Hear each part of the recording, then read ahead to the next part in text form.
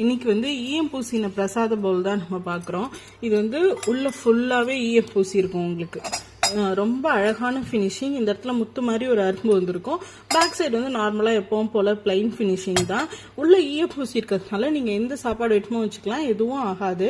இதோட பிரெத் பார்த்தீங்கன்னா 3.3 இன்ச்சு. இந்த உள்ள டெப்த் வந்து 1.5 இன்ச்சு.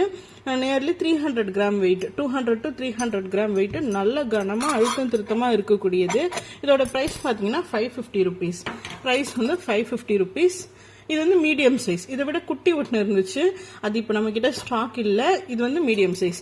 இது வந்து நல்லா பிக் சைஸ். பிக் சைஸோட ப்ரைஸ் பார்த்தீங்கன்னா 720 ருபீஸ். நல்ல பெருசாக குழியாக இருக்கும், உங்களுக்கு பார்த்தாலே தெரியும். இதுவும் உள்ள ஈயம் பூசினது. மேலே வந்து ஆக்ரா பவுல், ரெண்டுமே ஒரே மாதிரி ஆக்ரா. இது வந்து ஆக்ரா டிசைன் ஜஸ்ட் சொல்லுவோம். இது ஆக்ரா டிசைன். முடி இதுலேயும் இந்த மேலே இடத்துல இப்படி அரும்பு கட்டின மாதிரி இருக்கும். ஈயம் பூசின பிரசாத பவுல்.